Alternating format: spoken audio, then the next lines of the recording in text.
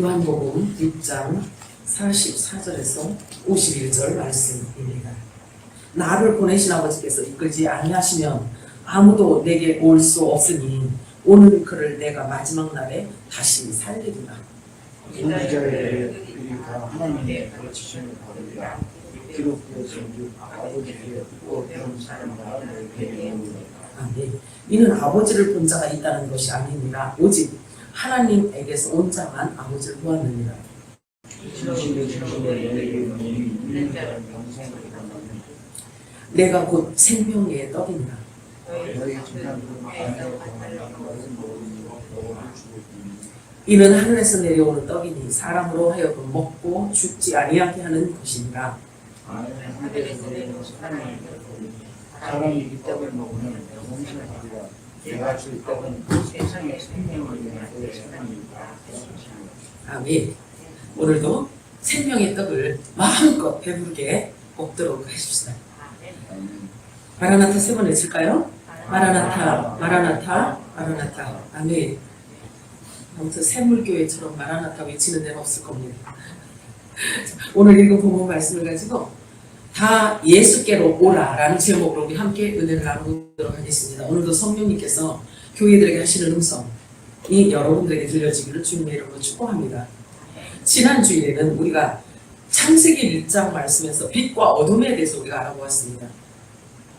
하나님이 이르시되 빛이 있으라 하시니 빛이 있었고 그 빛이 하나님이 보시기에 좋았더라.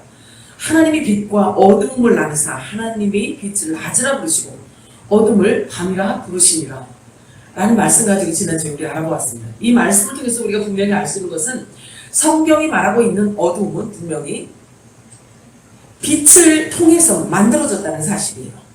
하나님에 의해서 존재하게 되는 빛과 어둠은 함께 공존하게 될 것인데 반드시 정해진 동안만 되어진다라는 이야기입니다.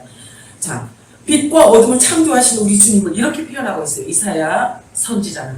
자, 이사야서 45장 7절 읽어볼까요? 이사야 45장 7절 시작. 빛도 짓고 어둠도 창조하며 나는 평안도 짓고 환난도 창조하며 나는 여호와라. 이 모든 일들을 행하는 자니라 하였노라. 아멘. 이 모든 것들이 하나님 권한에 달려있다는 얘기예요. 빛과 어둠은 창세 이래 계속해서 공존해 오고 있습니다. 그러나 정해진 동안만입니다. 어둠이 영원히 사라지는 그 제정된 시간이 있다는 것입니다. 사단은 이미 그것을 알고 있어요. 그렇기 때문에 자신들의 시간이 정해져 있다는 사실을 알기 때문에 그들은 더욱 쉬지 않고 우는 사자처럼 움직이고 있는 것입니다. 그러나 그러한 사단이라 할지라도 빛의 아들들은 건드리지 못하도록 세팅되어져 있어요. 명령되어져 있어요. 이미 명령되어져 있어요. 사단이 건드리지 못하도록 구분되어질 그때에는 바로 마지막 때 늦은 비로 한량없이 기름이 부어질 때 하나님의 아들들, 빛의 아들들이 등장하게 될 때인 것입니다. 이 빛의 아들들에게는 아들의 영, 성령의 기름 부으심으로 말미암아 빛의 갑옷으로 갈아입고 그리스도의 의의 옷으로 입혀지고 그리스도의 할례로 육을 벗어버리고 하나님의 전신 갑주로 무장하여 그리스도와 연합하여 거룩한 한 몸을 이루게 될 때 사단은 그리스도의 신부들을 건드리지 못합니다. 왜냐하면 만왕의 왕 만주의 주로 이 땅에 재림하시기 위해서 완전하신 몸으로 회복되어져야 하기 때문입니다. 우리가 있어야 된다는 거예요. 그러므로 그리스도의 몸이고 지체인 저와 여러분을 성령 하나님께서는 점없고 흠없고 깨끗하고 성결하고 거룩하게 만드셔야만 하기 때문에 사단은 신부들을 머리털 하나 상하지 못하게 합니다. 이제 우리는 거룩함으로 신부 단장을 해야 할 때인 것입니다. 믿으시죠? 가짜 신부가 아니라면 실제로 진짜 신부라면 실제로 신랑을 기다리게 되어 있다는 사실이에요. 뿐만 아니라 신랑의 음성을 들을 줄도 압니다. 그리고 신랑이 좋아하는 것이 무엇인지를 알아서 겸손함으로 허리를 동이고 말씀 앞에서 순종하며 아름다운 열매를 맺도록 되어져 있는 거예요. 죄가 무엇인지에 대해서도 알아요. 분명히 알아요. 신부들은 죄가 무엇인지, 의가 무엇인지, 심판이 무엇인지 분명히 알아요. 왜냐하면 성령께서 오셔서 그것을 깨닫게 하시고 가르쳐 주시고 알게 하시기 때문에 그래요. 그리고 뿐만 아니라 죄와 사망의 법에서도 해방되었기 때문에 그 신부는 죄를 범할 수가 없어요. 범죄할 수가 없다고 성경은 말씀하고 있어요. 로마서 8장 2절 읽어볼까요? 로마서 8장 2절 시작. 이는 그리스도 예수 안에 있는 생명의 성령의 법이 죄와 사망의 법에서 너를 해방하였습니다. 아멘. 진리의 성령께서 임하시잖아요. 마지막 부활의 영 진리의 성령께서 임하시면 사망이 물러가요. 죽지 않아요. 이게 말씀. 왜냐하면 죄와 사망은 동전 앞과 뒤가 같거든요. 앞뒤가 같거든요. 그래서 죄는요 사망이 가서 삼켜요. 그래서 죄를 갖고 있는 자는요 반드시 그냥 사망으로 가게 되어 있어요. 그런데 성령의 법, 아들의 법, 예수 그리스도의 법, 새 언약의 중보자라 오신 예수 그리스도의 그 법이 우리들에게 도장을 찍었어요. 그 죄와 사망의 법에서 우리를요 해방시켜버린 거예요. 그래서 율법의 정죄로부터 해방을 당했어요. 우리는 해방을 했어요. 우리를 해방을 시켜주셨어요. 정죄로부터 해방을 시켜주셨단 말이에요. 그래서 고린도전서 15장 56절에 사망이 쏘는 것은 죄요 죄의 권능은 율법이라. 무슨 얘기냐면 율법은 사람들에게 와서 너에겐 이런 죄가 있어 이런 죄가 있어 계속 죄로 정죄를 해요. 갖다 들이대는 거예요. 율법은 이런 죄가 있어 벗어날 길이 없어요. 율법 아래에 있으면요. 그래서 그냥 사망으로 가게 되어 있는 거예요. 그런데 생명의 성령의 법인 성령 진리의 성령께서 오셔서 이 죄와 사망의 법에서 우리를 해방시켜 준 거예요. 그래서 정죄를 못해요. 율법이 우리를 정죄하지 못해요. 그래서 사망이 쏘는 것은 죄요 죄의 권능은 율법이라. 율법 아래에 있는 자들은요 당연히 사망으로 가게 되어져 있어요. 자, 그런데 요한일서 3장 9절 읽어볼까요? 뭐라고 하시는지. 자, 요한일서 3장 9절 시작. 하나님께로부터 난 자마다 죄를 짓지 아니하나니 이는 하나님의 시각 그의 속에 거하며 그도 범죄하지 못하는 것은 하나님께로부터 났습니다. 제가 이 말씀을 자주 인용을 합니다. 범죄할 수가 없다는 거예요. 아들의 영이 임한 자, 진리의 성령이 임한 자, 부활의 영이 임한 자들은요 죄를 범할 수가 없다는 거예요. 죄를 범할 수가 없다는 거예요. 왜? 하나님께로부터 났기 때문에. 죄를 짓는 율법 아래에 있는 자들과 본질적으로 다른 것을 말하는 거예요. 자, 하나님의 씨가 그 안에 있기 때문에 범죄하지 못한다라고 해요. 자, 그러면 이 하나님의 씨가 뭘까요? 이 하나님의 씨가 뭐예요? 성경의 하나님의 씨는요 말씀이라고 해요. 그러면 이 하나님의 씨가 우리 안에 들어와서 성령의 법으로 들어와 있어요. 성령의 법으로. 그래서 정죄를 할 수가 없어요. 율법이 우리를 정죄할 수가 없어요. 말씀을 의미해요. 이 씨는요. 그렇기 때문에 성령의 하나님의 씨가 우리 안에 진리의 말씀으로 들어와 있어서 우리를 율법으로부터 정죄받는 것을 차단해버린 거예요. 단번에 영원히 그렇게 해버린 거예요. 자, 요한복음 1장 13절 저와 여러분의 본질을 지금 이렇게 말씀하고 있어요. 자, 요한복음 1장 13절 시작. 이는 혈통으로나 육정으로나 사람의 뜻으로 나지 아니하고 오직 하나님께로부터 난 자라. 진리의 성령이 우리 안에 와서 도장을 인치잖아요. 성령의 인을 친 자들은 본래 하나님의 소속되어 있는 자들 말이에요. 하나님께 소속되어 있는 자들 말이에요. 그렇기 때문에 뭐 이렇게 말씀하고 있잖아요. 첫사람 아담으로부터 육으로 온 자들이 아니라는 거예요. 혈통으로 온 것도 아니고 육정으로 온 것도 아니고 사람의 뜻으로 난 것도 아니라는 거예요.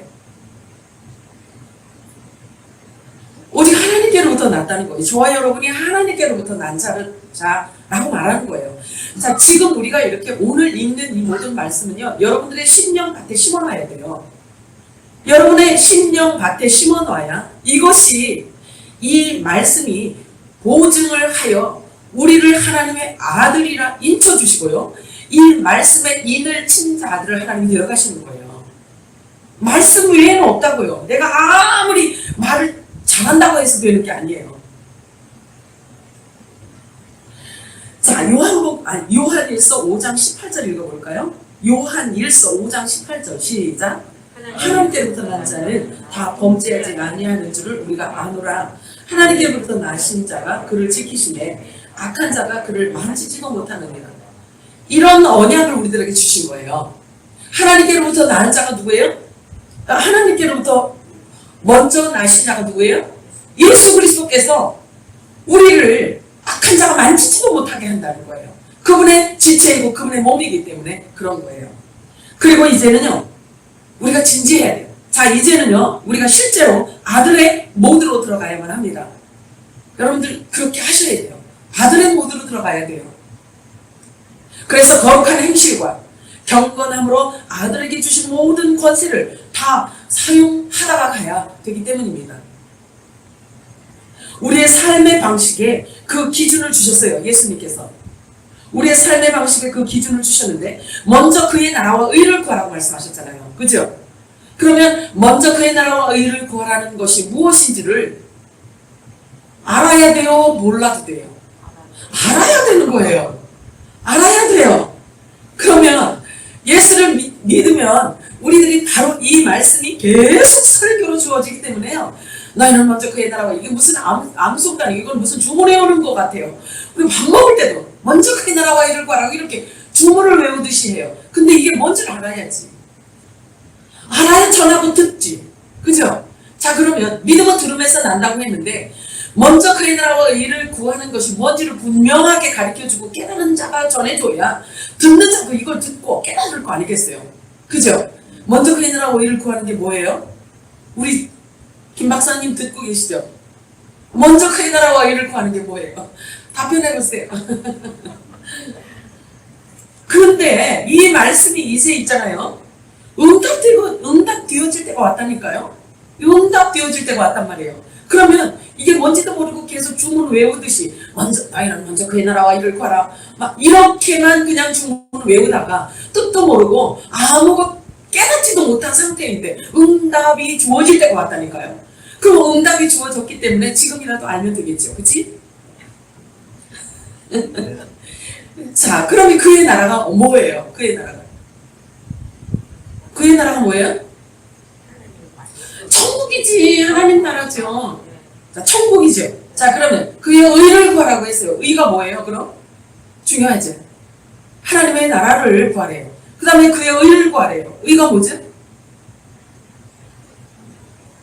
그러니까 하나님이 저를 사용하시지. 답변을 못 하시니까. 자, 보세요. 예수님께서 그러셨어요. 자, 내가 가고 진리의 성령께서 보이스 성령이 너희들에게 올 것이야. 그러면 그가 오면 너희들에게 무엇을 가르쳐주냐면 의에 대해서 가르쳐주고 죄에 대해서 가르쳐줄 것이고 심판에 대해서 가르쳐줄 것이야. 이렇게 말씀하셨어요. 그치? 그러면 진리의 성령이 우리 안에 오셨다면 그리고 부활의 영이신 성령이 우리 안에 임하였다면 의와 그리고 죄와 심판에 대해서 알아야 돼요? 몰라도 돼요? 알아야 되는 거예요. 자, 그래요. 왜냐하면 성령께서 오시면 가르쳐준다고 했기 때문에. 그죠? 자, 그러면 그의 나라는 천국이지요? 하나님 나라예요. 우리 갈 본향이란 말이에요. 그죠? 의는 뭐냐면요, 그곳을 향한 마음을 말하는 거예요. 그래서 하나님께서 뭐라고 그러셨어요? 예수님께서 뭐라고 하셨냐면요, 의는 설명을 했단 말이에요. 의에 대하여라 하면 내가 아버지께로 가민이라 이렇게 말하고 있어요. 그러면 예수님이 하나님께로 부활하셔서 하나님께로 가는 그것을 의라고 해요. 그러면 예수님 몸통인 저와 여러분도 하나님에게로 가는 그것을 의라고 하는 거예요. 그럼 주님이 먼저 가셨기, 머리 되시는 그분이 먼저 하나님의 아버지께로 가셨기 때문에 몸통 되는 저와 여러분도 그것으로 가는 거예요. 이것을 말하는 거예요. 이것을 구하라는 거예요. 우리가 이 땅에 존재하는 이유와 목적이 그의 나라와 의를 구함에 있어서 거기에 필요한 삶을 살아가기 때문에 먼저 구하는 것이 이건 거예요. 그런데 이것을 우리가 얼만큼 이 기도가 주문처럼 외워왔지만 이것에 대해서 우리가 얼만큼 사모하였고 이것을 얼마나 구하였고 이제 응답받을 때가 되었는데, 자, 그래서 제가 말씀을 드리는 거예요. 이제는 진짜로 실제로 아들의 모드로 가야 되는 거예요. 그래서 그의 의를 구했던 자들의 그 기도가 이제는 응답이 되어지는 것입니다. 자, 베드로후서 3장 12절에서 14절 한번 읽어볼까요? 시작. 하나님의 날이 임하기를 바라보고 간절히 사모하라. 그 날에 하늘이 불에 타서 풀어지고 물질이 뜨거운 불에 녹아지려니와 우리는 그의 약속대로 의가 있는 곳인 새 하늘과 새 땅을 바라보도다. 그러므로 사랑하는 자들아, 너희가 이것을 바라보나니 주 앞에서 점도 없고 흠도 없이 평강 가운데서 나타나기를 힘쓰라. 이게 의를 구하는 기도예요. 이게 의를 구하는 상태를 바라고 있는 거예요. 이것이요.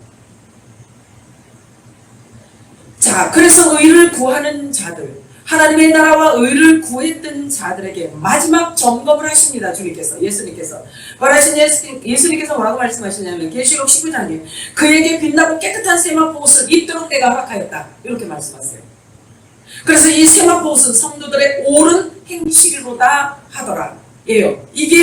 이것이 하나님께서 확립해 놓은 기준이에요. 신부들에게 주신 기준이에요. 옳은 행실, 깨끗하고 빛난 세마포 옷을 입어야지만 그의 나라와 의를 구한 자들의 열매로서 올라갈 수 있는 거예요. 그리고 교회에서는 이제 외쳐줘야 합니다. 줄이고 목마른 자들에게 이제는 양식을 나눠주어야 하는 것입니다. 권고한 자, 결핍이 있는 자, 생명수가 필요한 자에게 값없이 양식을 주어야만 하는 것입니다. 어떤 양식을 주냐면 소갈비 1인분에 38,000원짜리 사주는 게 이 양식이 아니고 먼저 그의 나라와 의를 구하는 마음을 갖도록 가르쳐주는 거예요. 그래서 지금부터라도 그 의미와 뜻을 알고 구하는 거예요.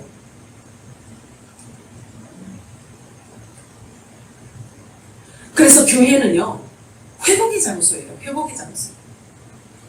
그래서 회복과 치료와 치유의 장소입니다. 지금으로 말하면 갈보리 주님의 십자가의 피가 흐르는 곳이 교회이고 성전인 거예요. 이제야말로 정말 생명수 샘물, 영의 양식인 영원한 복음을 주어야 할 때인 것입니다. 빛의 아들들이 나타날 때가 되었다는 것을 마귀는 너무나 잘 알고 있어요.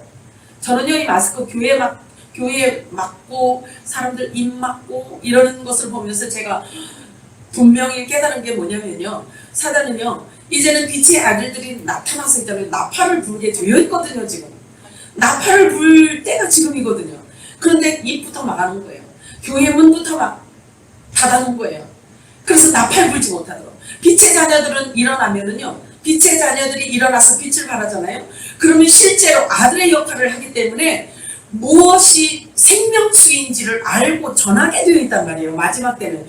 그러니까 입을 먼저 마스크로 틀어 막았어요. 그런데 우리가 마스크로 입을 막는다고 말이 안 나가나? 진리의 빛이 안 나가나요? 더 잘 나가지. 왜 그러냐면요, 이게 아무나 많은 사람들 모아놓고 막 메가폰 분다고 이게 되는 게 아니에요. 실제 신부들에게 맨투맨으로 전하되 실제 생명을 전할 수 있는 때가 지금인 거예요. 실제라니까요. 그래서 1대1 제자 양성이 지금인 거예요. 그래서 개인적으로 얘기를 해주는 거예요. 이 나팔을 이렇게 불어주는 거예요. 그러니까 1년 신앙생활 한 것보다 앉아서 1시간으로 이야기한 것 가지고 1년 신앙생활 한 것보다 더 많이 깨달아. 그래서 생수를 더 많이 받아. 그러면 됐지. 몰랐지요, 사탄아.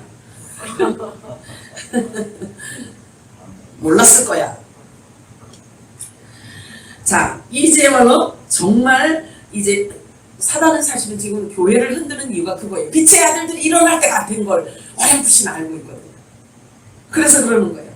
그래서 이제야말로 정말 빛의 아들들이 등장할 것을 알고 입을 먼저 틀어막았는데 안 막힙니다. 절대로 안 막힙니다. 빛은 비치게 되어 있어요. 아무리 막아도요, 아무리 어둠이 막아도요, 빛은 바라게 되어 있거든요. 아멘이죠? 네. 자, 이제 우리가 신앙생활을 하는데도 있죠, 이렇게 막 대충 하면 안 돼요. 그래서 하루하루가 우리에게 주어진 기회임을 알아야 돼요.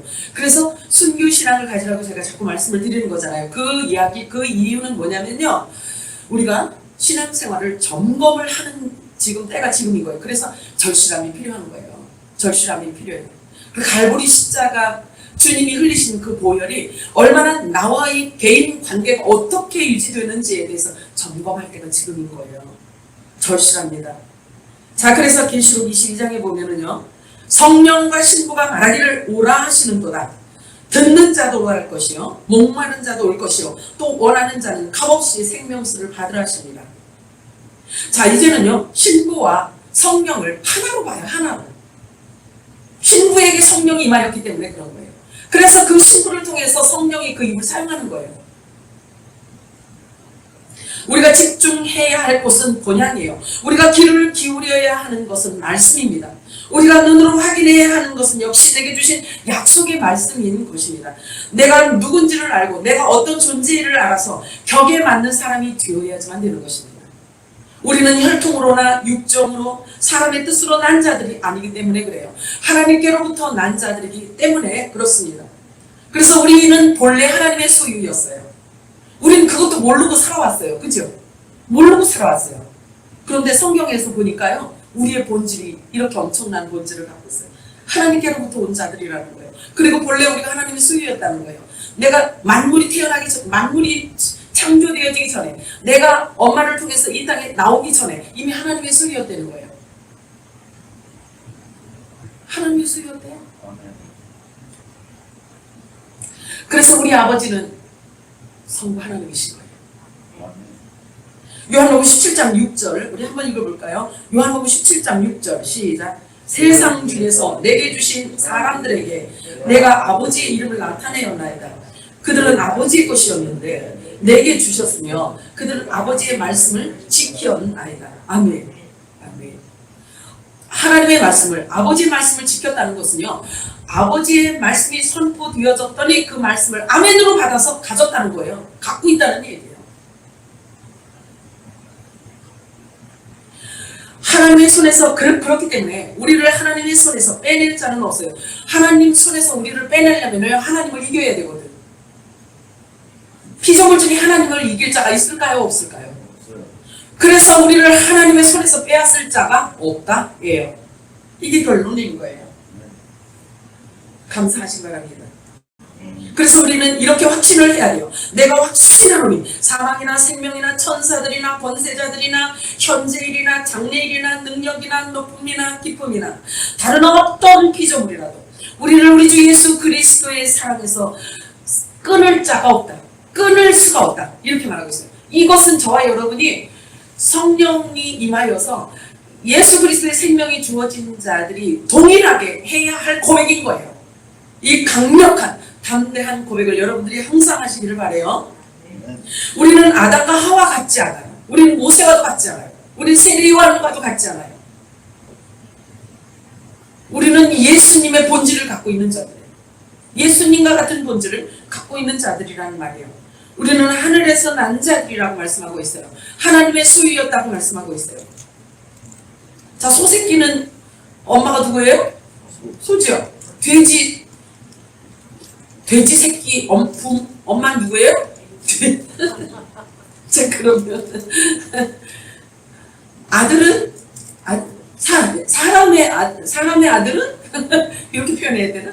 아이고, 이렇게 헷갈리네. 자, 그래요. 사람의 아들은 아버지가 사람이야, 그죠? 그런데 우리 아버지는 하나님이야, 그지?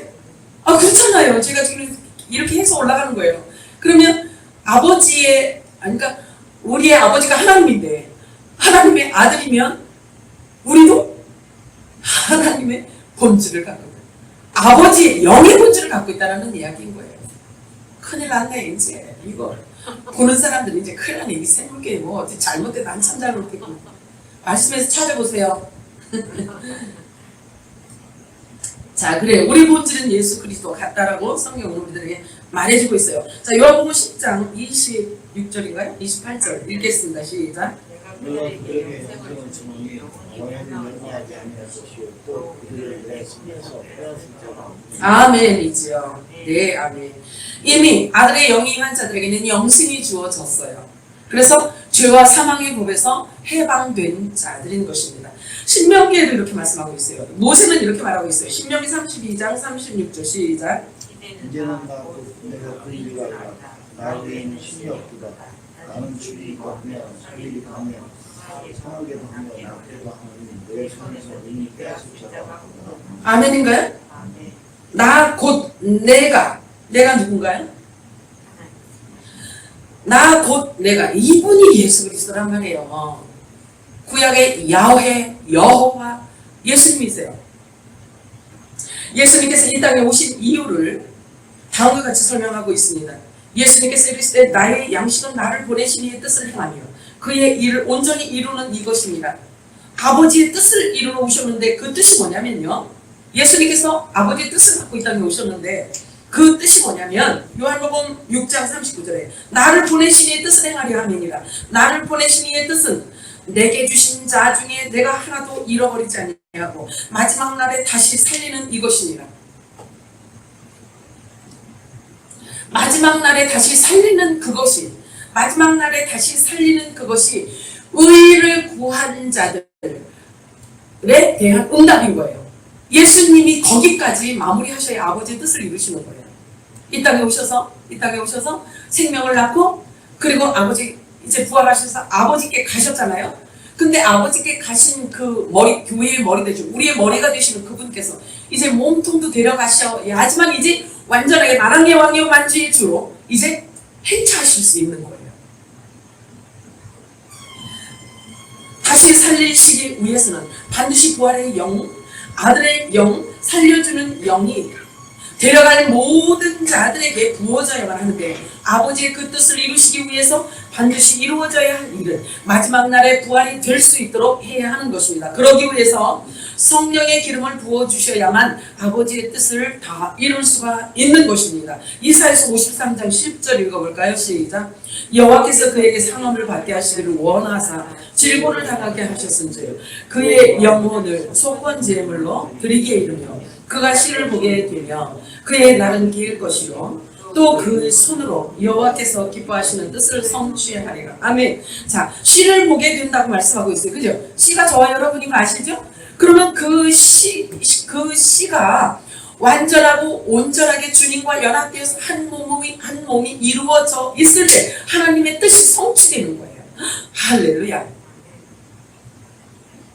자, 그래서 이 씨를 보게 될 건데 이사야 선지자가 말하고 있어요. 씨를 보게 된다고 해요. 예수님께서 십자가에서 죽으시고 물과 피를 다 쏟으신 뒤에 예수님께서는 그 안에 있던 생명, 좋은 씨, 천국의 아들들을 보게 될 것이라고 말하고 있어요. 그런데 그 씨가 만세 전에 예수 그리스도 안에 생명의 씨를 말하고 있어요. 우리를 말하고 있는 거예요. 자, 요한복음 6장 40절 읽어볼까요? 시작. 내 아버지의 뜻은 아들을 보고 믿는 자마다 영생을 얻는 이것이니 마지막 날에 내가 이를 다시 살리리라 하시니라. 나를 보내신 아버지께서 이끌지 아니하시면 아무도 내게 올 수 없으니 오는 그를 내가 마지막 날에 다시 살리리라. 내 살을 먹고 내 피를 마시는 자는 영생을 가졌고 마지막 날에 내가 그를 다시 살리리니. 아멘.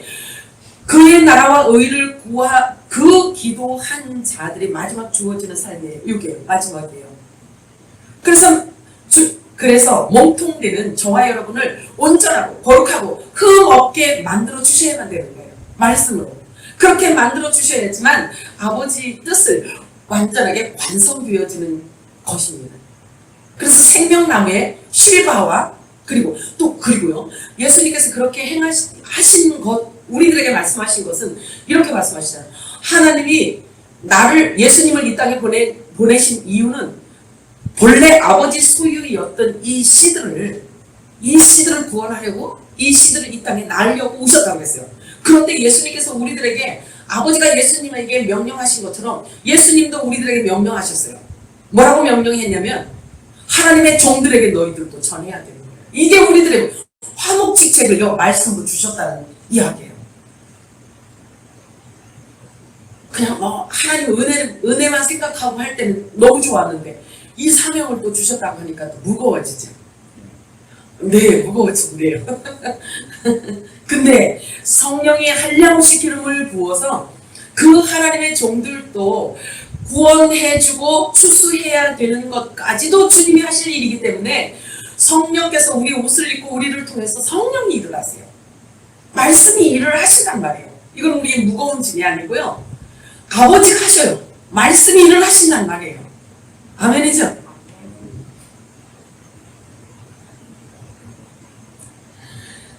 그래서 예수님의 살을 먹고 피를 마시는 자만이 영생을 가질 수 있다고 말하고 있어요. 그거 아셔야 돼요. 이게 그냥 어디 가서 있잖아요. 눈 감고 막 번쩍번쩍 하는 거 본다고 이게 되는 게 아니에요. 눈을 똑바로 뜨고 있잖아요. 진리의 말씀을 정확하게 보고 깨닫고 인지해야 되는 거예요. 그래서 심령 속에 심어야 되는 거예요. 이것이 내 살을 먹고 내 피를 마시는 자라고 말하는 거예요. 그래서 마지막 날에 하나님께서 우리를 살리십니다. 왜냐하면 예수님을 부활시킨 그 영이 우리 안에 임하였기 때문에 동일하게 우리도 부활시키시는 것입니다. 자, 요한복음 15장 16절 읽어볼까요? 시작. 내가 너희를 택하여 세웠나니 이는 너희로 가서 열매를 맺게 하고 또 너희 열매가 항상 있게 하여 내 이름으로 아버지께 무엇을 구하든지 다 받게 하려 합니다. 아멘. 아멘. 아름다운 열매를 맺어야 됩니다. 우리는 하나님의 종들에게 열심히 우리는 그들을 위해서 기도하고 그들에게 전해줘야지만 됩니다. 하나님께서 화목의 직책을 준 자들에게 어떤 약속을 주셨냐면요. 그래서 10장 17절에 그들의 죄와 그들의 불법을 내가 다시는 기억하지 아니라 라고 말씀하셨어요. 그래서 율법으로부터 죄와 사망으로부터 해방되었다라는 것을 계속해서 우리들에게 확증시키시고 확인시켜주고 있습니다. 이 말씀들이 여러분 안에 여러분 심령에 강하게 심겨져야지만 됩니다. 그래야 사단이 와서 정죄할 때 말씀으로 기록되었어요 하고 물리칠 수가 있는 거예요. 그래서 예수님께서 말씀하셔요. 내가 너희를 택한 이유는 아버지가 나를 세상에 보내신 것과 같이 나도 너희를 세상에 보내기 위해서 너희를 택하였다. 이렇게 말씀하셔요. 그래서 요한복음 17장 18절에 아버지께서 나를 세상에 보내신 것 같이 나도 그들을 세상에 보내었고, 그리고 요한일서 4장 9절에는 하나님의 사랑이 우리에게 이렇게 나타난 바 되었으니 하나님이 자기의 독생자를 세상에 보내신 것은 그로 말미암아 우리를 살리려 하심이라. 살려주시고 살리는 영을 담아주셨기 때문에 우리를 통해서 또 살려주는 영이 나가야 되는 거예요. 그리고 예수님을 이 세상에 보내신 이유는 좋은 시 천국의 아들들을 부활시켜서 데려가시기 위함인 것입니다. 그러므로 내가 너희를 세상에 보내는 이유도 단나라 하나님의 종들을 구원하게 하려 함이라 이렇게 말씀하십니다. 내 이름으로 그들의 죄를 사하고, 우리가 그동안에 세상에 왜 이렇게 어두움이 왜 이렇게 오는가? 이 사실은요 다 말씀대로 이루어지고 있기 때문에 그래요. 빛의 아들들이 일어날 때는 언제냐면요, 흑암이 완전히 흑암이 덮여 있을 때 빛의 아들들이 일어난다고 했거든요. 자, 그래서 빛의 아들들에게 주신 권세가 있어요. 내 이름으로 그들의 죄를 사하고, 하나님의 종들에게 내 이름으로, 예수 그리스도의 이름으로 그들에게 세례를 주라는, 그들의 죄를 사하고 내가 너에게 부어준 새 언약, 천국 복음, 영원한 복음을 그들에게 주어서 그들로 하여금 회개하여 말씀으로 돌아와서 회개에 합당한 굵은 베옷을 입게 하고 회개를 시켜야 된다는 거죠. 그들이 율법 아래 있지만 우리가 갖고 있는 영원한 생명을 계속해서 그들에게 주잖아요. 주면 그들이 회개에 합당한, 회개한다는 거예요. 그래서 그 말씀을 열심히 전했던 자가 어느 날 갑자기 없어졌어. 그러면 그 말씀을 붙들고 그들이 회개에 굵은 베옷을 입고 회개하고 돌아선다는 거예요. 그런데 이 양식과 말씀을 듣지 못하면 뭘 가지고 회개한다 이거지. 뭘 가지고 그들이 돌이키냐 이거예요. 그래서 우리가 지금 한량없는 기름 부으심을 부지런히 받아야 되는 거예요. 천국 복음을 부지런히 우리가 듣고 꽉 채워야지만 되는 것입니다. 그래서 하나님의 종들을 만났을 때 한없는 기름 부음이 우리 입을 통해서 천국 복음, 영원한 복음이 한없이 나가야 되는 거예요. 계속해서. 자, 그래서 하나님의 종들에게는요, 우리가 먹을 것까지 양식을 준비해야 돼요. 먹을 것까지 양식을 준비해야 돼요. 왜 그러냐면 7년 대환란에 후 3년 반에는요, 그들이 견디기가 어렵거든요. 견디기가 어렵기 때문에 그들이 피할 어느 곳인가, 고센 땅을 반드시 하나님께서는 그 직책을 준 자가 또 있을 거란 말이에요. 그것을 요셉과 같이요. 그래서 우리는요, 기도 동참을 해야 되는 거예요. 고센 땅을 준비하는 자들에게 우리 계속 지지하고, 그들에게 모든 물질도 그들에게 가 있고, 먹을 것 모든 것들을 다 그들에게 보내달라고 기도해야 돼요. 기도하면 우리 동참하게 되는 것입니다. 자, 그래서 저와 여러분이 중보기도 하면 그렇게 누군가를 하나님께서는 또 사용을 해서 예비를 합니다. 그들이 도망할 수 있는. 그래서 계시록에 보면은요, 광야로 도망한다고 하잖아요. 막 적그리스도가 난리를 칠 때 광야로 도망한다고 그랬어요. 그곳에 가서 3년 반 동안 양육을 받는다고 그랬어요. 먹고 양육받고 먹고 양육받고 라고 말했단 말이에요. 그러니까 영적, 육적 전부 다 준비 하나님이 해주세요. 그들을 양육하기 위해서요. 왜냐면 그들도 하나님께서 데려와야 되기 때문에 그래요. 로마서 8장 1절과 34절 읽어볼까요? 시작. 그러므로 이제 그리스도 예수 안에 있는 자에게는 결코 정죄함이 없나니 누가 정죄하리요? 죽으실 뿐 아니라 다시 살아나신 이는 그리스도 예수시니 그는 하나님 우편에 계신 자요 우리를 위하여 간구하시는 자시니라. 아멘. 누가 나를 위해서 중보기도 해주세요. 그렇게 말하지 않아도 이 주님은 지금도 간구하고 계시기 때문에 그래요. 우리 머리 되시는 그리스도께서, 우리 머리 되시는 신랑께서, 전능하시는 우리들의 구세주, 생명의 주인 되시는 하나님께서 부활의 몸을 입으시고 부활하셔서 신령체를 갖고 하나님이 되셔서, 거룩하신 하나님이 되셔서 하나님 보좌 앞에 지금 가 계신 거예요. 그래서 그 몸통 되는, 그 지체 되는 저와 여러분을 빨리 데려가고 싶어 우리보다 더 원하시는 분이 신랑인 거예요. 자, 여기 보니까 너희들에게 결코 정죄는 없다라고 말하고 있어요. 이 정죄라는 뜻은 뭔 얘기냐면요, 율법 아래에 있는 반드시 죄와 사망을 동반한 합법적 사형 선고를 받은 것을 말하고 있어요. 너는 사형 선고 이미 받아졌다라는 것을 정죄라고 하는 거예요. 너는 이제 끝이야. 이게 이런 정죄를 의미하고 있어요.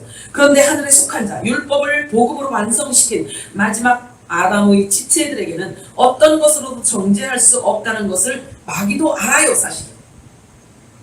그래서 그 빛의 아들들이 등장하는 것을 가장 싫어하고 죽도록 미워하고 너무 싫어해요. 어떻게든지 해서 억압을 하는 거예요. 그래서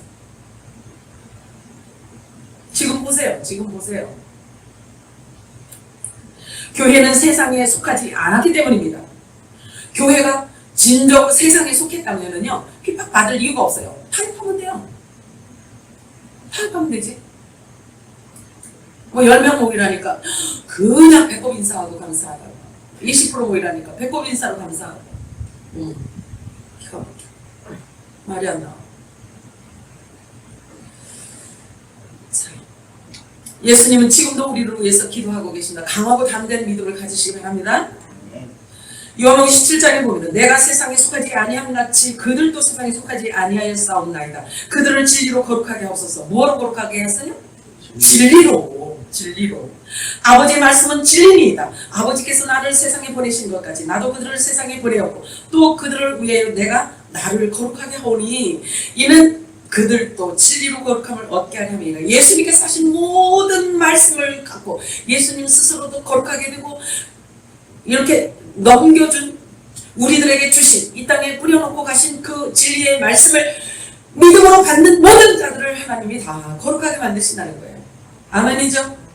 자, 마태복음 13장 24절 읽겠습니다. 시작. 예수께서 그 앞에 또 비유를 들어 천국은 좋은 씨를 제 밭에 뿌린 사람과 같으니 밭은 세상이요 좋은 씨는 천국의 아들들이요 가라지는 악한 자의 아들들이요. 예수께서 이르시되 그러므로 천국이 제자된 서기관마다 마치 새갑과 옛것을 그 곳간에서 내오는 집주인과 같으니라. 오나 우리 보고 뭐래요? 우리가 천국 주인이래잖아요. 주인이래잖아요. 예수님께서 이렇게 표현하고 있어요. 너희는 천국의 주인이다. 그래서 곳간에서 천국에 있는 모든 것들을 다 꺼내다가 옛것과 새것, 이 얘기는요, 율법과 새 언약 말하고 있는 거예요.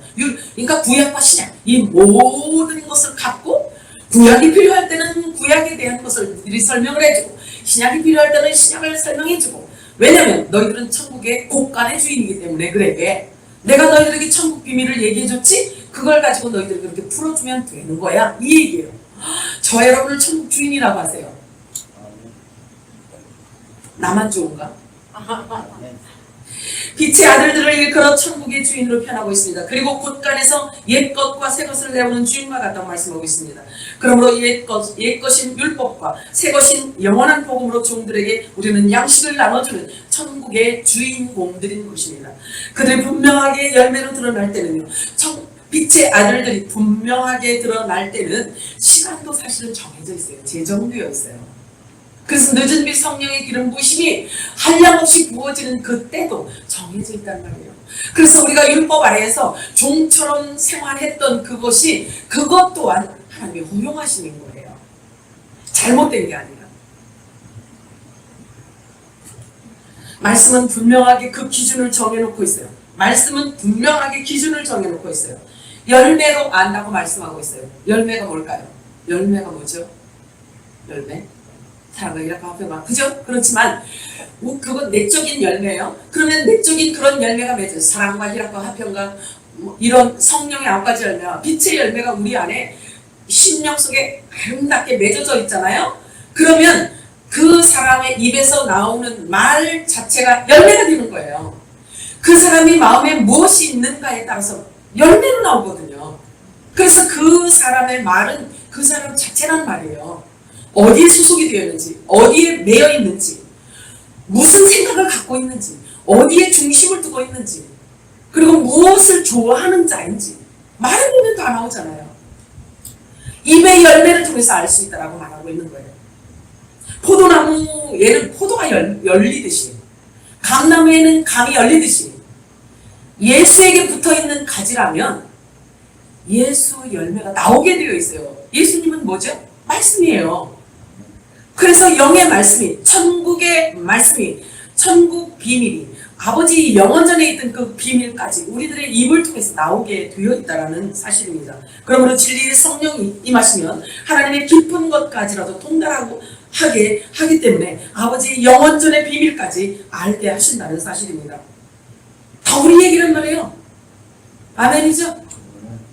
그래서 다시 전하도록 하시는 거예요. 그래서 계시록의 말씀은 다시 예언해야 될 것이니라. 왜? 빛을 받았기 때문에 이제는 빛의 아들들이 전해야 할 메시지가 따로 있는 거예요. 또 따로 있는, 이 성경 말고 다른 게 아니고요. 성경 말씀이 보여지니까 천국 예수 그리스도로 표현해서 예수 그리스도로 함몰해서 예수 그리스도로 함축시켜서 전해주는 거예요. 그 천국 복음을 전해주는 거예요.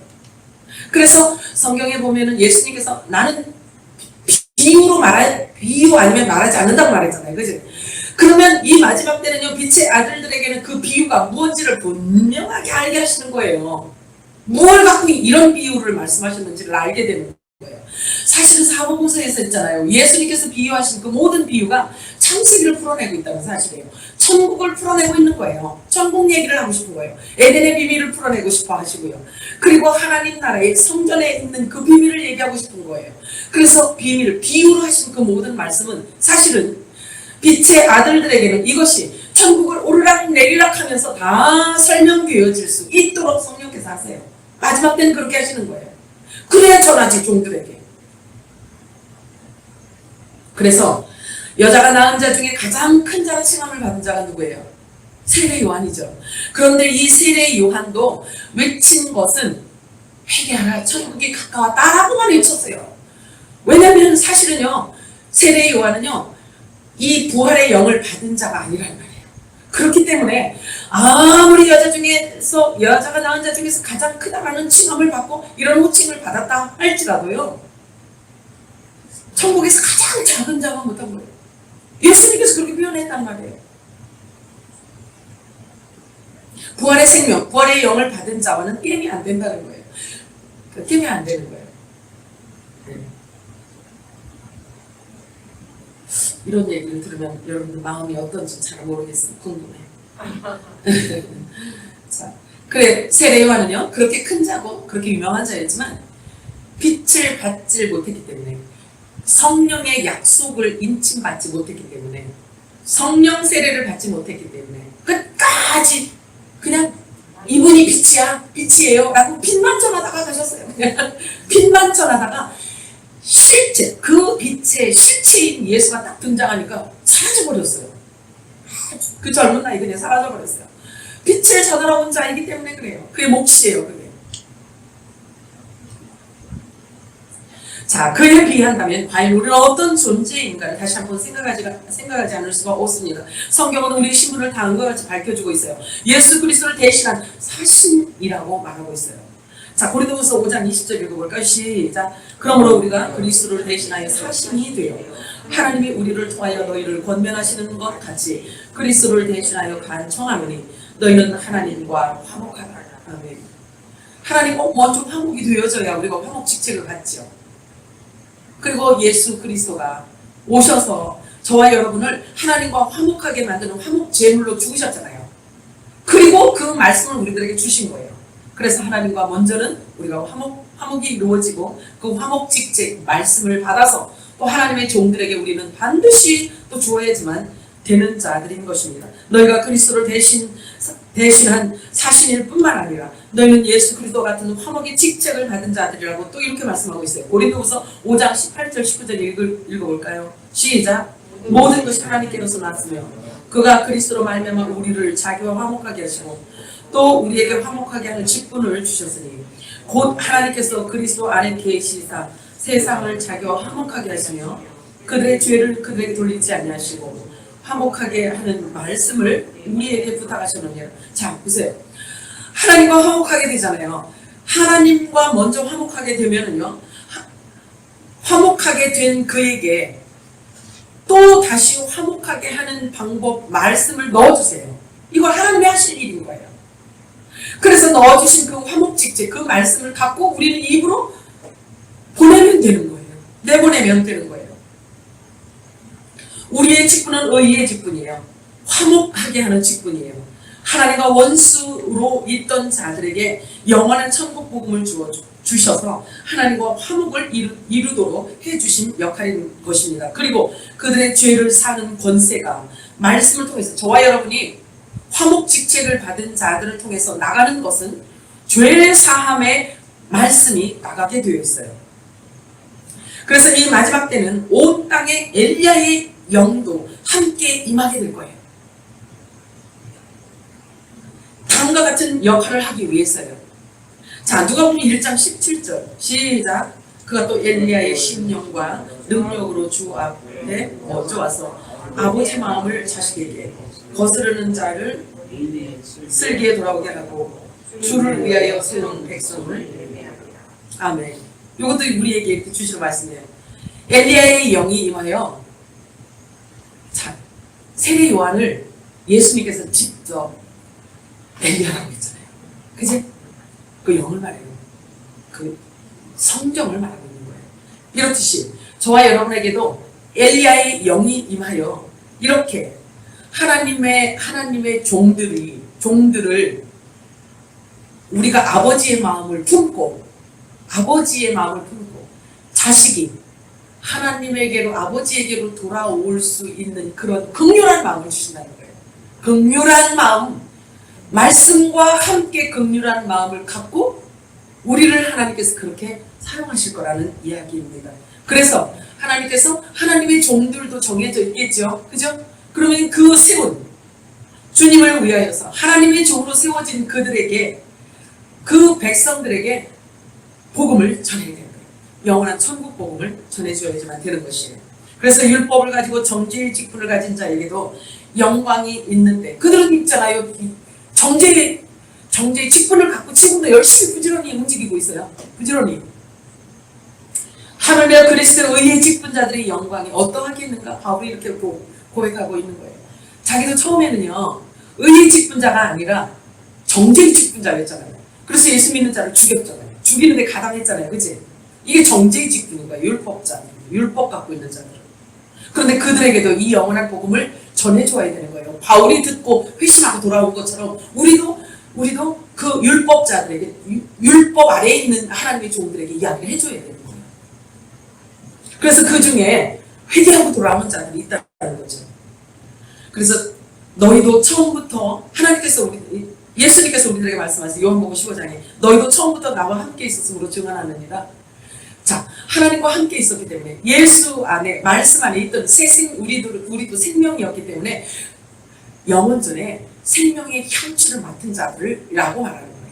예수님께서 우리들을 그렇게 말씀하고 있는 거예요. 너희도 처음부터 나와 함께 있었기 때문에 그래서 나를 증언하는 거예요. 이러는 거예요. 예수님 안에 그 생명의 향취를 맡고 있던 존재들이었기 때문에 예수님께서 말씀을 쏟아내니까 그 말씀이 전부 다 믿어서 하나도 의심이 안 되는 거예요. 그 향취를 맡고 있던 자들이기 때문에 그걸 지금 요한복음 15장에서 말씀하고 있어요. 자, 요한복음 6장 45절 읽어볼까요? 시작. 선지자의 글에 그들이 다 하나님의 가르치심을 받으리라 기록되었은즉 아버지께 듣고 배운 사람마다 내게로 오느니라. 신기하지 않아요? 너무 신기하지 않아요? 이 아버지는 누구예요? 성부 하나님을 말하고 있잖아요. 그죠? 그런데 예수 믿는 자들은요, 성부 하나님의 그 생명, 그 향취를 맡고 들었다는 얘기예요. 그래서 예수님이 하는 모든 얘기를요, 아멘하고 받는다는 거예요. 아우, 신기해. 그 말씀을 하고 있는 거예요. 자, 그래서 요한복음 6장 44절 시작. 나를 보내신 아버지께서 이끌지 아니하시면 아무도 내게 올 수 없으니 오는 그를 내가 마지막 날에 다시 살리리라. 우리가 본래 하나님의 소유였는데 그 소유를 예수님에게 다 붙여주셨대요. 그죠? 그래서 아버지가 나에게 붙여준 자들만 나에게 온다. 이렇게 말씀하고 있는 거예요. 오늘 말씀 너무 중요한 이야기를 지금 많이 하고 있는 거예요. 잊어버리지 마시고 자꾸 이 말씀을 암송하고 읽고 또 읽고 또 읽고 막 차에 갖고 다니면서 읽으셔야 돼요. 자, 요한복음 17장 8절은 이렇게 말씀하고 있어요. 같이 읽어볼까요? 시작. 나는 아버지께서 내게 주신 말씀들을 그들에게 주었사오며 그들은 이것을 받고 내가 아버지께로부터 나온 줄을 참으로 아오며 아버지께서 나를 보내신 줄도 믿었사옵나이다. 아멘. 어떻게 해서 이것을 믿냐면요, 원래 예수 그리스도 안에 있던 생명들이기 때문에, 좋은 씨들이었기 때문에 그 생명의 형체 안에서 모든 것들을 알았기 때문에 믿어진다는 거예요. 예수님은 항상 이렇게 삼위일체 하나님을 전하고 계십니다. 그러므로 부활을 모르면요, 보세요. 부활을 모르잖아. 부활을 모르면 삼위일체 하나님을 설명할 수 없어요. 응? 그래서 오늘 중요한 이야기예요. 정말 중요한 이야기예요. 오늘 이 말씀을 통해서 여러분들이 삼위일체 하나님에 대해서 아주 정통가가 되어야 돼요. 설명할 수 있도록 하셔야 돼요. 그래서 이 말씀 구절을요, 정확하게 인지하시기 바래요. 자, 보십시다. 요한복음 17장, 여기 삼위일체를, 예수님은 있잖아요, 공생애를 하시는 동안에 하나님은 한 분이에요, 세 분이에요? 한 분이라는 말이에요. 그렇기 때문에 예수님께서 공생애를 하시는 동안에도요, 삼위일체 하나님께서 함께 공생애를 하셨다라는 것을 말씀에 계속 얘기해주고 있어요. 계속. 자, 요한복음 17장 21절 이하를 우리 같이 읽도록 하겠습니다. 시작. 아버지여, 아버지께서 내 안에, 내가 아버지 안에 있는 것 같이 그들도 다 하나가 되어 우리 안에 있게 하사 세상으로 아버지께서 나를 보내신 것을 믿게 하옵소서. 내가 그들 안에 있고 아버지께서 내 안에 계시어 그들로 온전함을 이루어 하나가 되게 하려 함은 아버지께서 나를 보내신 것과 또 나를 사랑하신 같이 그들도 사랑하신 것을 세상으로 알게 하려 함이로소이다. 삼위일체 하나님을 여기 이렇게 말씀하고 있는 거예요. 예수님이 하신 모든 말씀들을 우리가 참 눈여겨보세요. 처음 시작부터 삼위일체에 대해서요, 계속 말씀하고 있어요. 나는 나 혼자 있는 게 아니야. 나를 보내신 아버지가 나와 함께 계셔. 내 안에 계셔. 그리고 내가 하는 이 말은 아버지가 하는 말이야. 이렇게 얘기하는 거예요. 그리고 이 진리의 말씀은 말이야, 성령이야. 그 삼위 하나님이 늘 함께 하심을 이야기하고 있는 거예요. 신학교 4년 동안 배웠어요? 안 배웠어요?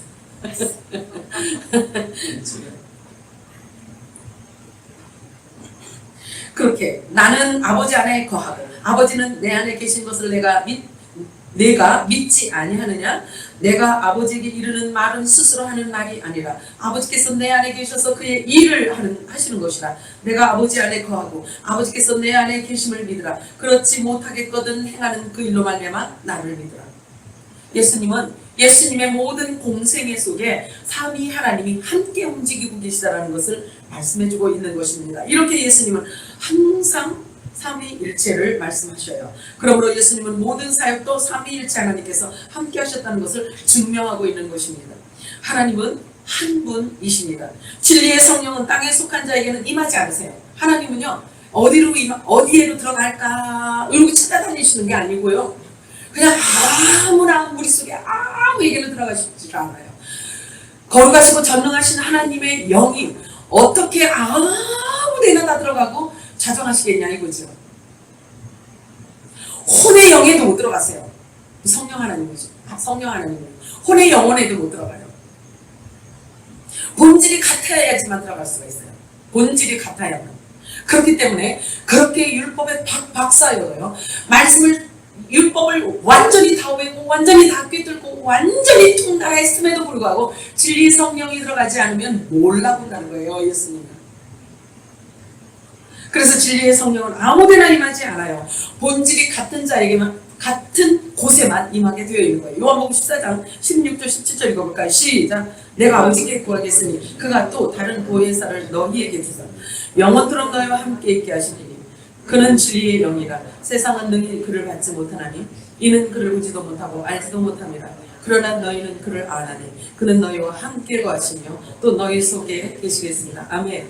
할렐루야. 아멘이에요. 정말 아멘인 거예요.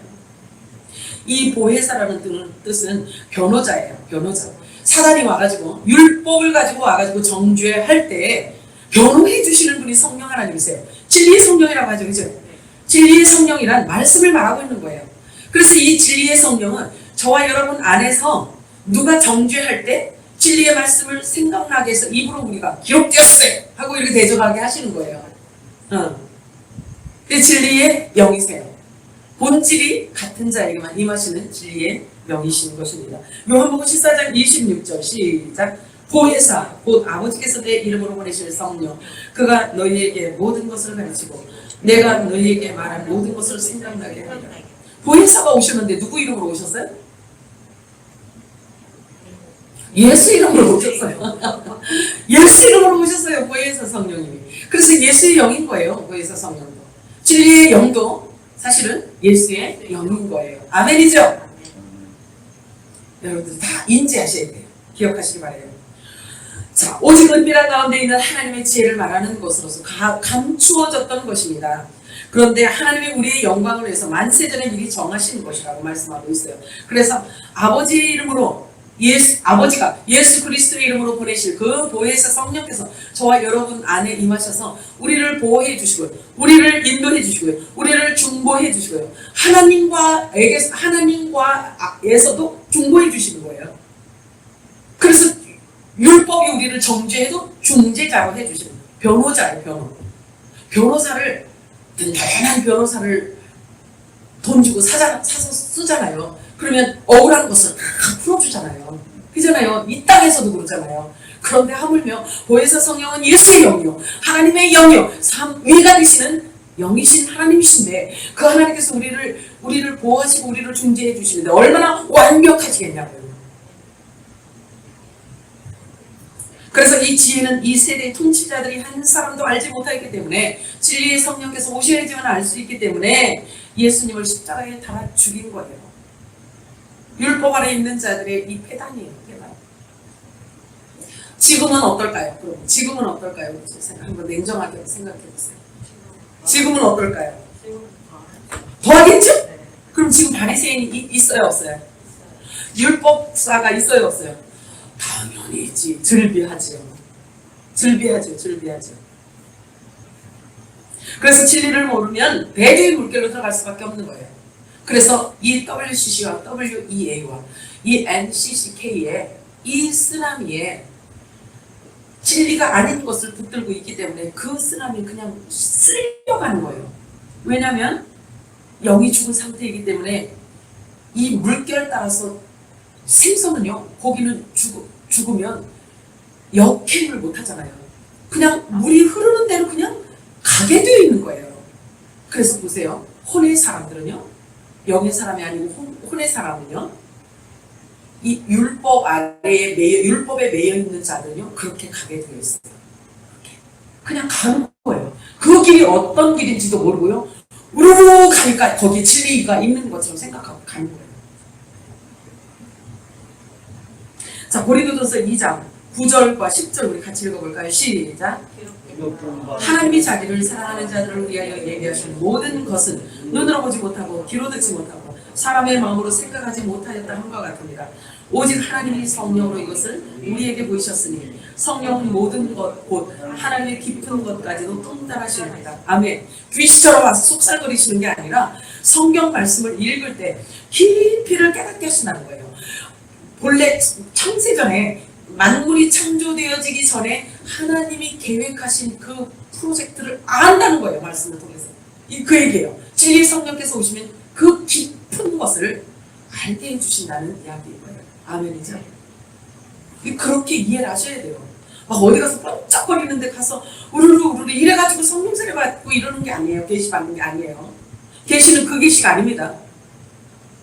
계시는 어디 갔든 눈 감고 있으니까 이명수 땅 팔아서 하나님이 달래. 그게 계시가 아니에요. 그게 계시가 아니고 성경적인 계시는 뭐냐면요. 율법이 복음으로 보여지는 것을 계시라고 하는 거예요. 열어서 가르쳐주는 걸 얘기하는 거예요. 열어주는 것을, 알게 하는 것을. 예수님께서 보혜사 성령을 늦은 비로 한량없이 기름 부어주시는 그 날에는 너희가 삼위일체 하나님에 대해서는 분명하게 알게 될 것이다 라는 말씀이에요. 그런데 그것이 바로 부활의 영이 임했다는 증거예요.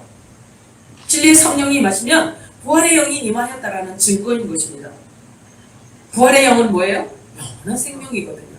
자, 요한복음 14장 20절 21절 읽어볼까요? 시작. 그 날에는 내가 아버지 안에 너희가 내 안에 내가 너희 안에 있는 것을 너희가 알리라. 나의 계명을 지키는 자라야 나를 사랑하는 자니 나를 사랑하는 자는 아버지께 사랑을 받을 것이요 나도 그를 사랑하여 그에게 나를 나타내리라.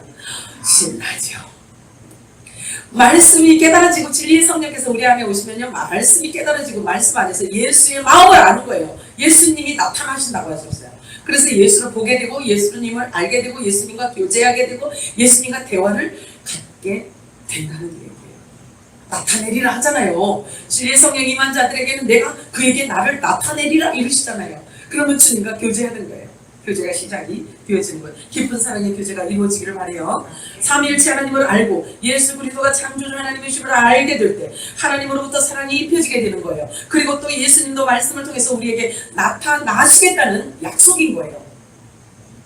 그래서 요한복음 17장 3절에 영생은 곧 유일하신 참 하나님과 그가 보내신 자 예수 그리스도를 아는 것이라고 말씀하고 있잖아요. 그래서 예수 그리스도를 정확하게 아는 것 그거 자체가 영생이라는 거예요. 그렇기 때문에 이 영생이 주어진 자들에게는요 영의 생명을 가진 자들에게는요 죄에 갇혀 있을 수가 없어요. 절대 죄에 갇혀 있을 수가 없어요. 데살로니가후서 2장 13절 읽겠습니다. 시작. 주께서 사랑하시는 형제들아 우리가 항상 너희에 관하여 마땅히 하나님께 감사할 것은 하나님이 처음부터 너희를 택하사 성령에 거룩하게 하심과 진리를 믿음으로 구원을 받게 하려 하십니다. 아멘. 구원과 관련되어 있어요. 로마서 5장 18절에 그런즉 한 범죄로 많은 사람이 정죄에 이른 것 같이 한 의로운 행위로 말미암아 많은 사람이 의롭다 하심을 받아 생명에 이르렀느니라 라고 말씀하고 있어요. 자, 이것을 보면 생명에 이게 사실은요 로마서 5장 18절 이 말씀도 사실은 창세기를 보면은요, 창세기 우리 지난주에 읽었던 우리 창세기를 보면 그렇잖아요. 빛이 있으라 했는데 빛이 있었어요. 그런데 하나님께서 그 빛 가운데 어떤 부류인가는 어떤 존재인가는 어둠과 빛으로 나누어요. 빛으로 나누어요. 그죠? 그래서 어두운 것을 밤이라고 하고 빛을 낮이라고 하고 이렇게 이야기를 하고 있어요. 바울은 그것을 너무나 정확하게 알았기 때문에 이 서신서에 보면 계속해서 우리는 낮에 속한 자요 우리는 밤에 속한 자가 아니다. 예수님 재림이 가까울 때도 밤에 있는 자들은 도둑처럼 오실 거지만 낮의 아들이요 빛의 아들들에게는 도둑처럼 오실 수 없다. 왜? 경점을 알기 때문에 준비하니까. 도둑처럼 오실 수 없다. 이렇게 아주 단정지어서 얘기를 해봐요. 그래서 이미 창세기 1장에서 1절부터 5절 이 말씀 자체가 사실은요, 어둠에 속한 자가 누군지, 낮에 속한 자가 누군지, 하늘에 속한 자가 누군지, 하늘에 속한 교회가 누군지, 땅에 속한 교회가 누군지를 얘기하는 거예요. 혼의 생명이 누군지, 영의 생명이 누군지, 이것을 창세기 1장에서 얘기를 하고 있는 거예요. 그래서 거기서 키워드가 열리니까 그걸 가지고 여니까 다 이렇게 오는 거예요. 알게 되는 거예요. 신났지? 좋지? 우리 인섭이 형제 있었으면 아유 자기네들끼리만 놀아 이럴까봐. 그런데요, 근데 중요해요. 듣는 게 중요해요. 여러분들 월반하는 거예요. 월반. 월반. 8살 먹은 애가 월반을 해서 하버드 대학 간 거를 봤거든요. 내가 유튜브 보니까 8살 먹었는데 하버드 대학 갔더라고요. 그래서 그 좋은 머리 좋은 애들이 안 풀리는 거 가지고 걔한테 와서 풀어달라고 하고 있어요. 저 여러분 이렇게 월반했어요.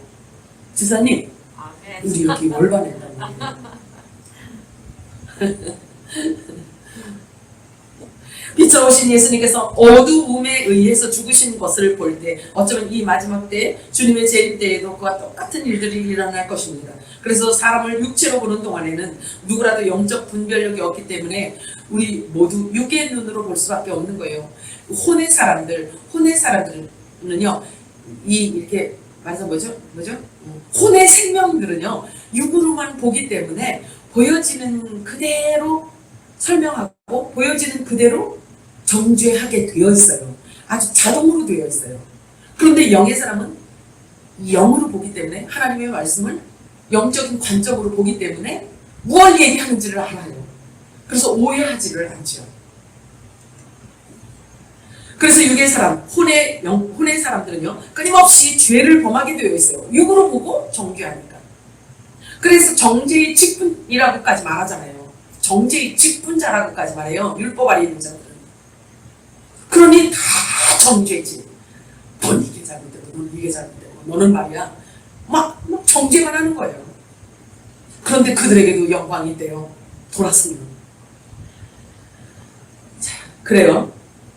너무나 큰 하나님의 사랑을 입은 자들이, 저와 여러분 너무나 큰 사랑을 입은 자들입니다. 동의하시나요?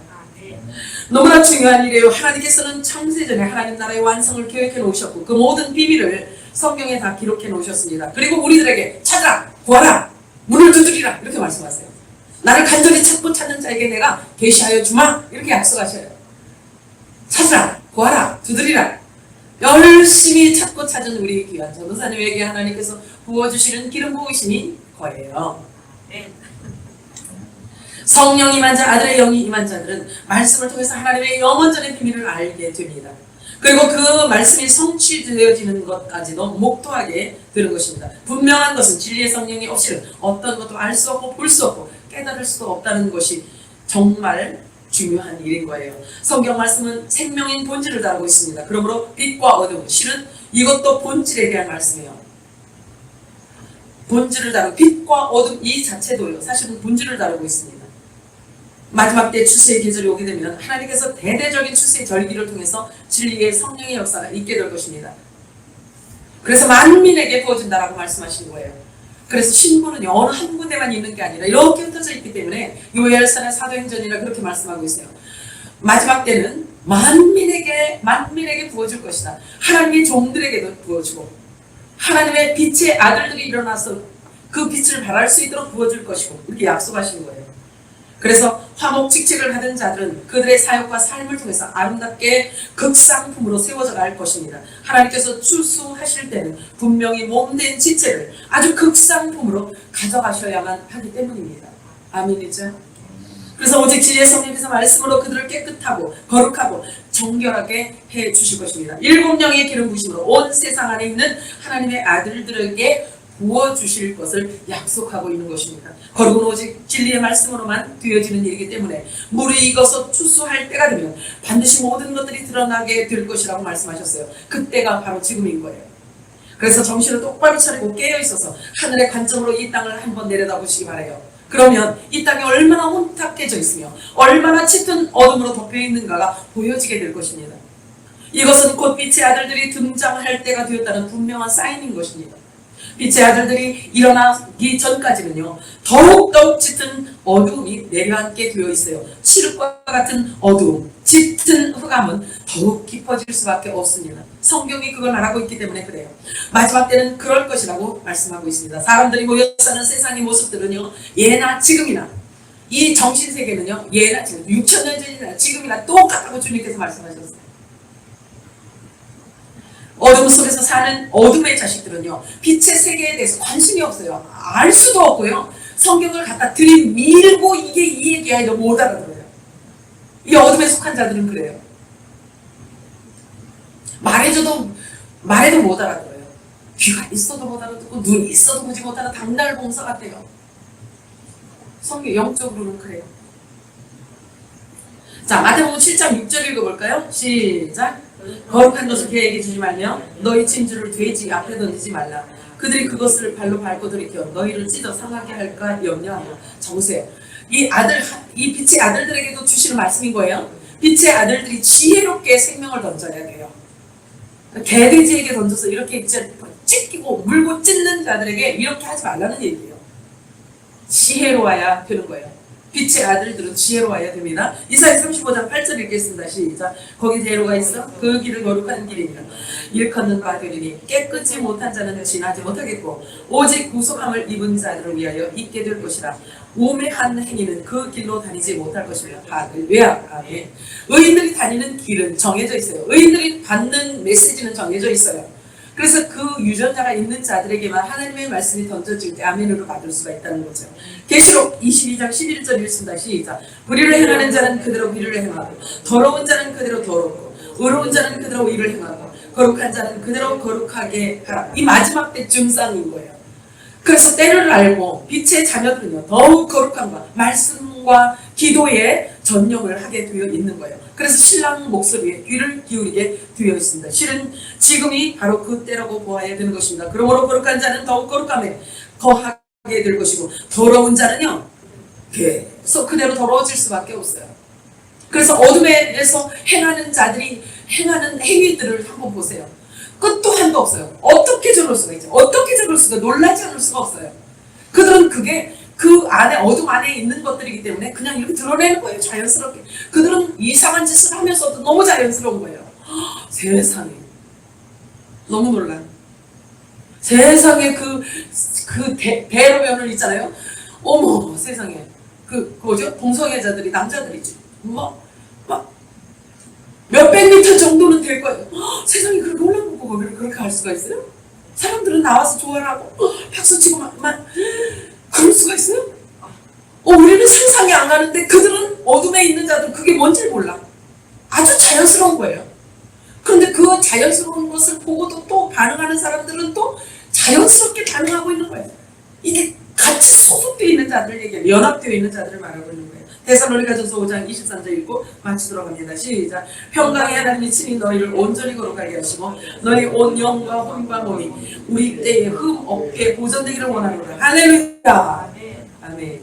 기도합니다. 하나님 아버지 은혜와 사랑을 감사합니다. 오늘도 하나님께서 오늘한 입술이지만 주님께서 사용하시니 감사합니다.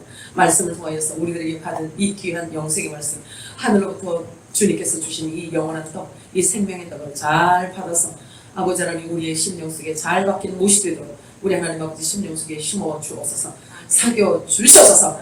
이 말씀이 나를 끌어가게 하시며 아버지 하나님 말씀으로 우리 안이 깨끗해지게 하시고 혼으로부터 받아왔던 그 모든 것들을 다 제거하게 하여 주시고 불로 태워주시고 하나님 아버지 이 말씀으로 인하여서 제거되어지게 하여 주시고 우리의 심령이 깨끗해지게 하여 주옵소서. 주님의 이름으로 축복합니다. 주님의 이름으로 축복합니다.